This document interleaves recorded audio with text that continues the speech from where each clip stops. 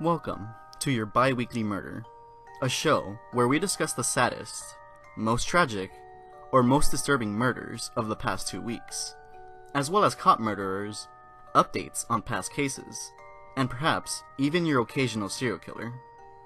Alright, let's get to it.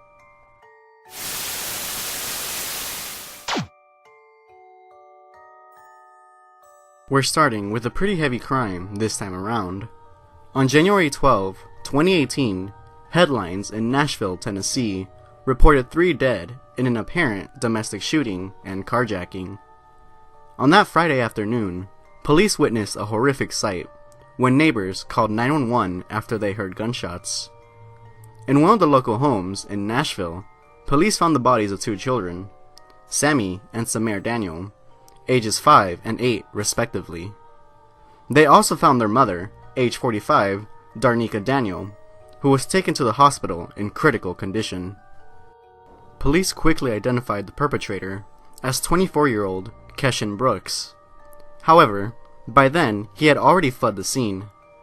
About 30 minutes or so later, police also discovered the body of 70-year-old Robert Payne and 52-year-old Patrick Hancock in critical condition. Hancock informed the police that the suspect carjacked Payne and himself.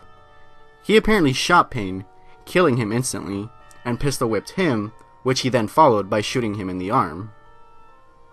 Police would later find the stolen car abandoned near West Nashville, and would later track the suspect via footprints left behind in the snow. Upon capture, it was discovered that the suspect, Keshin Brooks, was the stepson to Darnika Daniel. As of now, Brooks refuses to answer any of the detectives' questions, and the motive for the crime is still under investigation.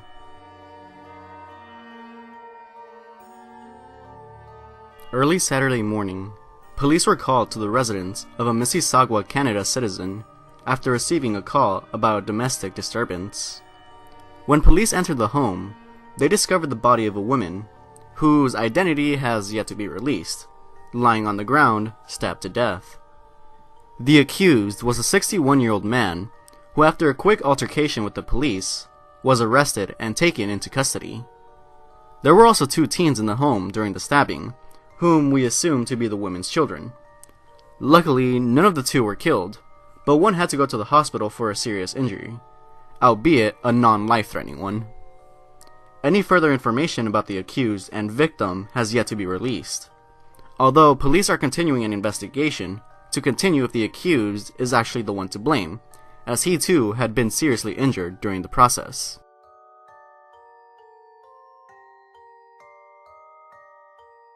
On Sunday night, in Denver, Colorado, a man was shot and killed outside a 7-Eleven store. The police are refusing to release a lot of information regarding the murder, but they did offer a bit. The crime happened near the intersection of West Kentucky Avenue and South Federal Boulevard, as the victim was heading out the store after he just bought some coffee and a donut. As the victim exited the store, he was shot by a still unknown assailant. Police are currently investigating the crime as a homicide case, but still refuse to give any further information regarding the victim or any potential suspect. Firefighters and SWAT were on the scene of a fire and death investigation near Lake City Way on Monday. Officers were dispatched to check the welfare of a local Lake City resident. Upon arrival, officers knocked on the door and heard what sounded like a smoke alarm. To their surprise, they discovered smoke coming out the side of the home. They quickly called the fire department, and once they were done clearing the house, police found the body of a woman. It would be later in the day that the body would belong to the 63-year-old resident of the home. Her identity has yet to be made public. Police quickly identified a suspect and would proceed to arrest him and take him into custody. After his interrogation, he was booked into the King County Jail under investigation for the murder.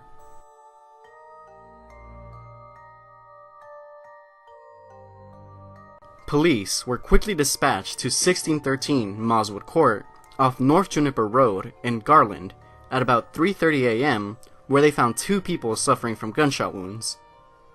After neighbors informed police of a potential red car that may have been involved in a shooting, the car would be spotted at Baylor Scott and White Medical Center. When police flagged the car down, they discovered 3 people inside: a 21-year-old, a 15-year-old, and a 13-year-old. The 13-year-old and 21-year-old suffering from gunshot wounds. Officers also noted that the car had also sustained damage from multiple gunshots.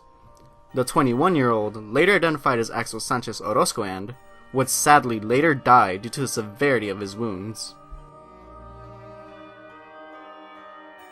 On January 17, 2018, police began a homicide investigation upon discovery of a body along a bike path in Montebello. Police first received the call when a person traveling the trail made the discovery. When police arrived, that person led officers to the body through the bike trail that runs through the Rio Hondo Channel near Roosevelt Avenue. When police investigated the body, they noted that the body of the 30-year-old man had trauma to the head. In addition, they noted that a shooting may have occurred. However, they could not confirm at the time if the wound on the body's head was from a gunshot.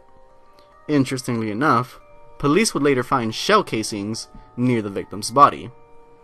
The body was taken to the morgue for further investigation. Who would have thought so early into the series we'd be able to discuss a modern-day serial killer?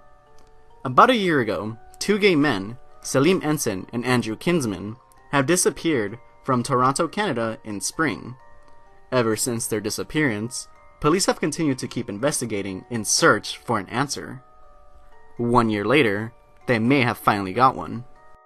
On January 18, 2018, investigators arrested 66-year-old Gerald Bruce MacArthur, under the assumption that he may have killed the 2 men and hid their bodies. After new information surfaced, MacArthur, who had already been under the police's radar by this point, was arrested and taken into custody. MacArthur has been charged with 2 accounts of murder, and while police are reluctant in using the term serial killer, they have suspicions and are confident that he has killed more.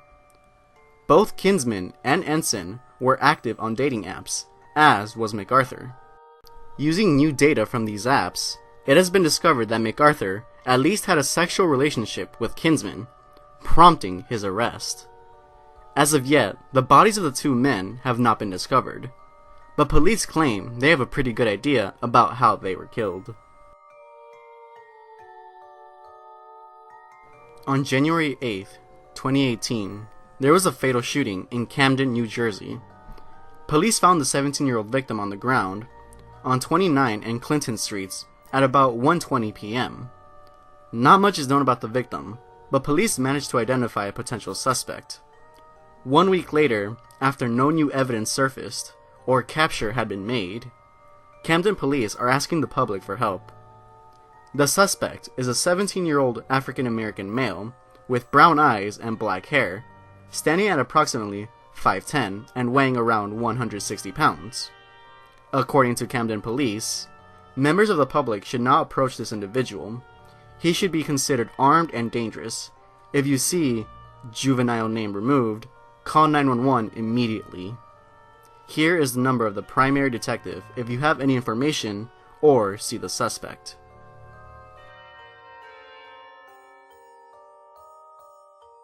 Yet another tragic murder. A young boy in Compton had been shot and killed. Police arrived to the scene on 2800 West Alondra Boulevard around 7:45 p.m. The young boy, whose identity and age had not been disclosed, was picked up and taken to the hospital. Unfortunately, he died on the way there. As of now, there are no suspects, no motive, and officials are unaware if the crime could have been potentially gang-related, although they don't think it is. Deputies are currently still conducting an investigation, and further information will be made public if they deem it so. On Sunday morning, police were dispatched to the 1900 block on Viking Court in Jeffersonville. When police arrived, they found the body of 35-year-old Josephine Amon. The cause of death? Multiple gunshots to the body. Jeffersonville detectives proceeded to conduct an investigation to find the culprit, which actually led them to a man over in Louisville. Louisville police would arrest 37-year-old Mary L. Well in cooperation with the Jeffersonville Police Department. Well was questioned and then later arrested on a murder warrant. As of today, investigation is still underway, and it's still unknown what relation the victim had to Well. As a side note, this is actually the first homicide to happen in Jeffersonville since 2015. Monday afternoon would prove quite the interesting development in a German serial killer case. The killer, known as Niels H., admitted to injecting patients with life-threatening drugs, and after they pass out, he would revive them. He said he got off on playing hero. Unfortunately, playing hero didn't always work in the end, as Niels H. ultimately ended up killing 2 people, those 2 murders of which originally sentenced him to life in prison in 2015. About 2.5 years later, on Monday, January 22nd, 2018, new evidence was brought up that could potentially link Niels to the deaths of 97 other people. If these accusations are proven true, it would make Niels H. Germany's deadliest serial killer.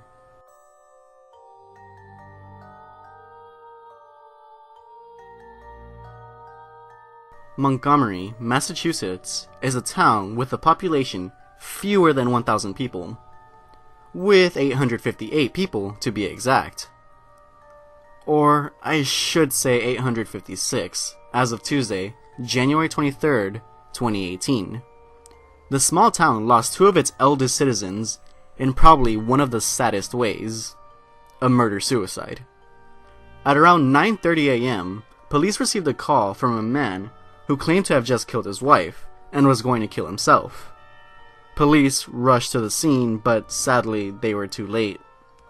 When police arrived, they found the bodies of 68-year-old Jeffrey Houston and 65-year-old Janice Houston, both of which died from a single gunshot to the head.